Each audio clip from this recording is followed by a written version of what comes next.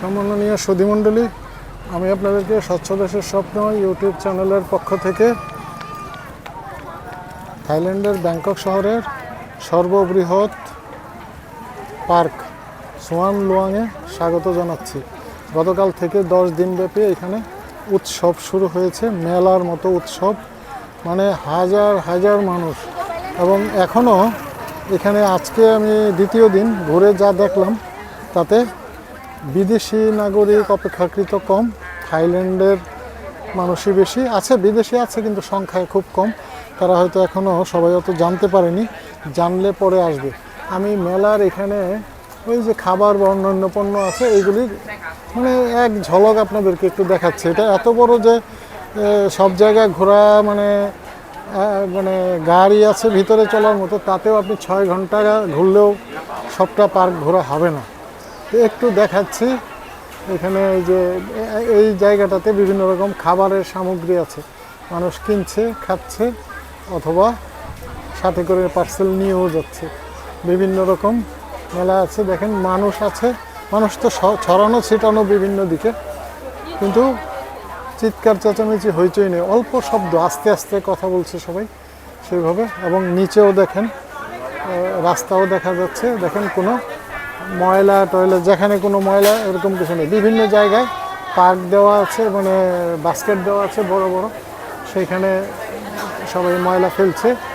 এই যে এখানে আখের রস তৈরি করছে, কিন্তু আখের ওই বর্জ্যটা দেখেন সব বড় বড় পলিথিনের মধ্যে ঢুকায় রাখছে, পরে জায়গা মতো ফেলে দিবে। প্রত্যেকেই মানে পরিচ্ছন্নতার বিষয়ে তাদের মধ্যে বাচ্চা থেকে শুরু করে সবার মধ্যেই এমন একটা সচেতনতা। এবং এখানে শুধু খাবারের অংশটা দেখাচ্ছি, পুরা পার্কে মানে প্যাড এমনভাবে পরিকল্পিতভাবে বানানো, ফুল গাছ সব ফুটেনি, অনেক ফুল ফুটেছে, অনেক ফুল এখনও ফুটেনি। দারুণ একটা পরিবেশ, সেটা দেখার মতো। এবং আর কয়েকদিন পরে আরও সুন্দর হবে ফুল।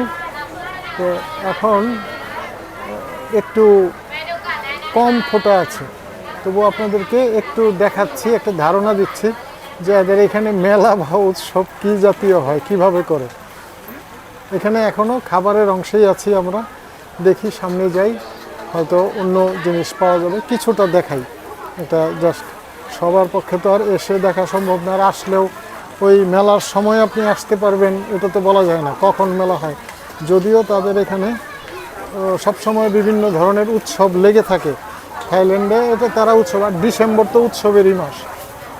যদিও এইবার রাজমাতার মৃত্যুর কারণে একটু রঙিন অবস্থাটা অ্যাভয়েড করার চেষ্টা করছে, নাহলে ডিসেম্বর তারা মানে সারা দেশ রঙিন হয়ে ওঠে ডিসেম্বর মাসে, সারা দেশ।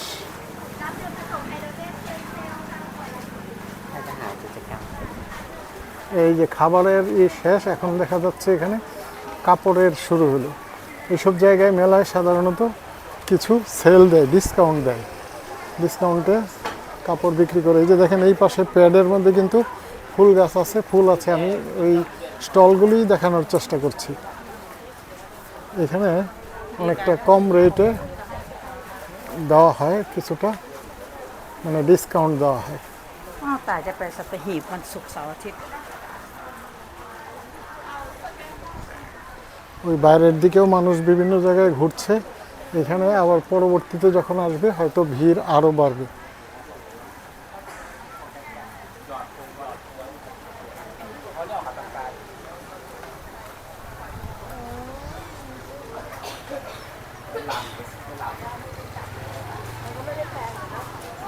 খাবারের দোকানের এখানে দেখা যাচ্ছে অপেক্ষাকৃত ভিড়টা বেশি, কাপড়ের এখানে অপেক্ষাকৃত কম।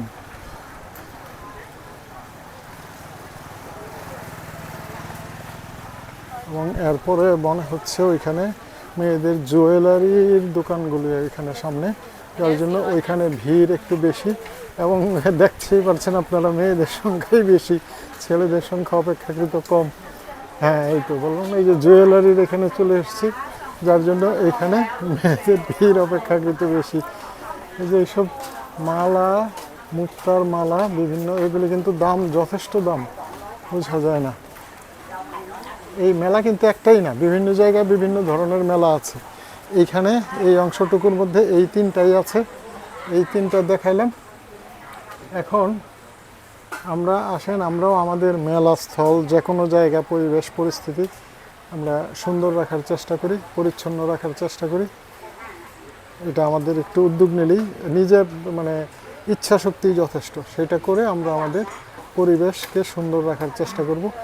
এই প্রত্যাশা নিয়ে সবাইকে ধন্যবাদ জানিয়ে শেষ করছি। ধন্যবাদ।